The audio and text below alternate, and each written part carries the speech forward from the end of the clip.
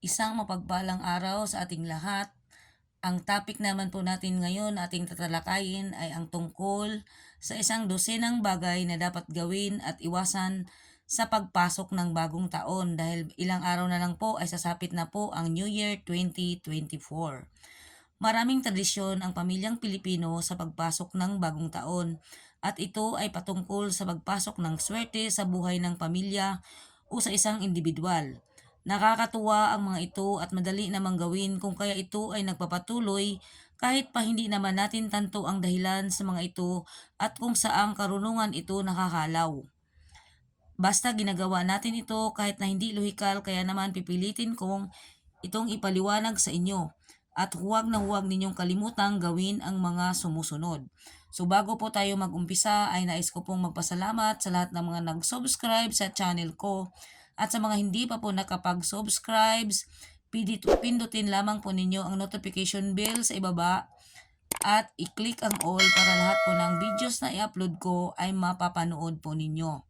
So ito na po, umpisahan na po natin.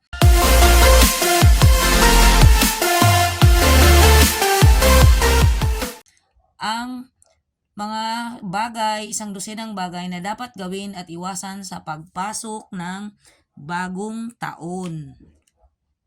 Ito na po ang panguna sa listahan ay magsuot ng polka dots. Ayan, polka dots na damit. Magsuot ng polka dots para daw iyan ay marami kang pera sa darating na taon. Pero dapat iwasan ang pangupit dahil yun naman kukupitan mo ang mamalasin. Kaya kailangang polka dots at kailangan ang isuot mo na polka dots ay hindi black and white para hindi ka magmukhang Dalmatian.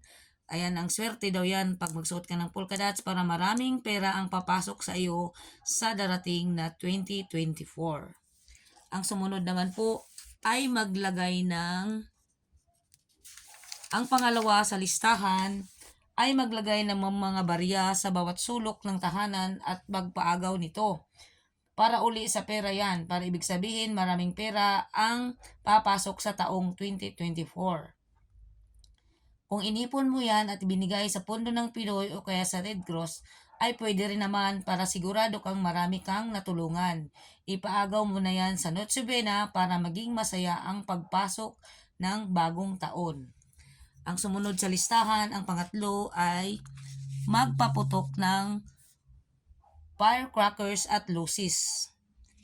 'Di ba? Maraming nagpapaputok, gumagastos talaga sila ng bonggang-bongga para lang bumili ng paputok. Gumastos ka ng bonggang-bongga para sa mga dibuga mong paputok. Okay lang naman, huwag ka lang magkasunog o kaya makatama ng iba. Huwag mo ring ihagis ang mga taong dumadaan sa kalsada. Pero isipin mo naman na ang usok ng paputok ay hindi masisinghot ng mga taong dumadaan. Kasi masama yan sa kalusugan. Kailangan naman pag magpaputok ka ng mga luces, kailangan walang mga taong malapit na para matamaan sa mga paputok. Ang mga sumunod sa listahan, ang pang-apat ay magturutot at magingay. Ang ingay kasi ipampaalis ng malas. Para sa paghiwalay ng taon, ikasama niya ang malas sa buhay mo. Ayos lang ang magturutot, basta bawal dahil nakakatulong ka sa mga lokal small entrepreneurs, pero ang manurotot at sabay magpaputok sa ibang babae, yan ang hindi siguradong maganda at malas sa buhay mo. Ibig sabihin yung mga liwa ka, mababae ka, malas yan, huwag mong gawin yan. At ang panglima sa listahan, ang sumunod ay maglagay ng 13 prutas sa hapagkainan. So, kahit alam mong mahal ang mga prutas at kulang ka sa budget, ipipilit mo ito para maswerte ang bagong taon mo. 13 ka prutas, hindi 12. Kung gusto mong may 13-month pay ka pang makukuha. Siyempre, hindi maasim na prutas kasi malas daw ang maasim na prutas kapag ito ay ilagay mo sa hapagkainan pagsapit ng New Year. At siguraduhin mo rin na kumpleto siya, 13. At ang mga ito ay mga matatamis, mga bilog-bilog. Kailangan pagkatapos ng mai-display mo na yan, pwede mo na siyang kainin. Huwag mo silang hayaang i-display mo lang para mabulok. Kainin mo rin yan. Ang sumunod sa listahan ay buksan ang mga bintana at aparador. Para daw pumasok ang swerte sa lahat ng sulok ng bahay, pagsapit ng alas 12 ng gabi, bubuksan mo ang mga bintana at mga aparador para papasok ang swerte sa iyong tahanan. Pero iwasan mo lang ito na hindi na titingnan-tingnan mo rin kasi sa taas ang iyong kung sa itaas ka nagbukas ng mga bintana tapos sa ibaba kayo na busy kayo sa pag-celebrate ng New Year, baka mamaya may makapasok na mga magnanakaw. So, malimas ang inyong mga mahalagang mga gamit sa itaas. So, kailangan din natin ng doble ingat. Ang pangpito ay buksan ang lahat ng ilaw sa loob ng ating tahanan. Dapat maliwanag ang bagong taon sa inyo at hindi madilim. Ganyan din ang sabi ng Meralco, may liwanag ang buhay. Kaya kailangan lahat ng ilaw ibukas sa gabing yaon. Dahil bukas lahat ng ilaw, kailangan hindi naman siya natin pabayaan na magbukas sa magdamag kasi lahat ng ang ating metro ay tumataas. At saka iwasan ang mga ilaw, yung mga Christmas lights na magdamag na hindi nakabukas, lalo na pag ito ay nakasaksak sa kuryente, kailangan nating bunutin para hindi tayo magkasunog. At dahil pag nagkasunog pa naman, hindi naman porkit nasunugan ka, libre ka sa bayarin, magbabayad ka pa rin. So, okay lang kung ang Christmas lights nyo ay solar. Kasi kahit magdamag mo siyang, pabayaan mo lang siyang, pag umano na ang liwanag ng araw, ay mamamatay na siyang kusa. Ang sumunod sa listahan ay maghanda ka ng bonggang-bongga. Maghanda ng bonggang-bongga. Siyempre dahil papasok ang taon, ayaw mo maging tuyot sa bagong taon. Kaya kahit wala kang pera, mangutang ka para maihanda ka. Dahil bongga ang handa mo, siguradong mauubos sa medianoche. Kaya ang iba naman ay iyong itago sa loob ng rep para kinabukasan ay mapapakinabangan. Ang sumunod sa listahan na pang-siyam ay magsusumigaw ka sa pagpasok ng bagong taon. Kailangan daw magingay para maitaboy ang masamang vibration sa paglipas ng taon.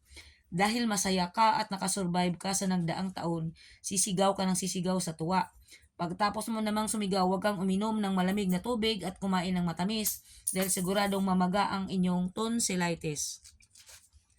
Ang pang-10 sa listahan ay magpakabusog ka na parang wala ng bukas. Hindi naman. Kailangan magpapakabusog ka, tamang-tama lang.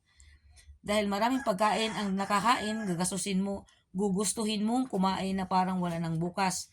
Tapos noon, matulog ka na hindi ka natutunawan. So, ibig sabihin, magpakabusog ka pero huwag kang matulog agad kasi masamang matulog ng busog dahil may mga kasabihan na pwede kang bangungutin. Kaya, kailangan mo munang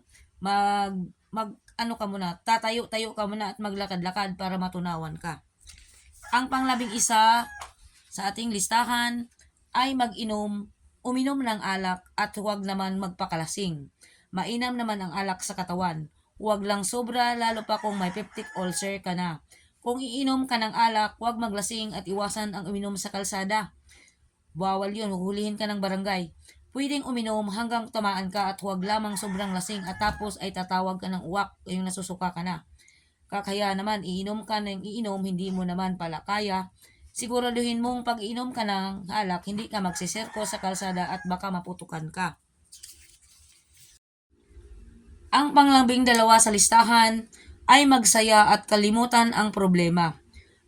Kahit sandali lang magsaya ka at huwag mong isipin ang problema para good vibes ang dating ng bagong taon sa iyo. Kasi sigurado ako na ayaw mo namang pangit ka sa buong taon. Magsaya dahil sa buhay ka pa. Magsaya ka dahil tatanda ka pa kasabay noon. Sana maging mature ka na. Kalimutan ang problema at bigyan mo ng closure ang kung anumang hindi maganda na nangyari sa iyo sa nagdaang taon. Nawa ang buong taon ninyo ay maligaya at puno ng saya at biyaya.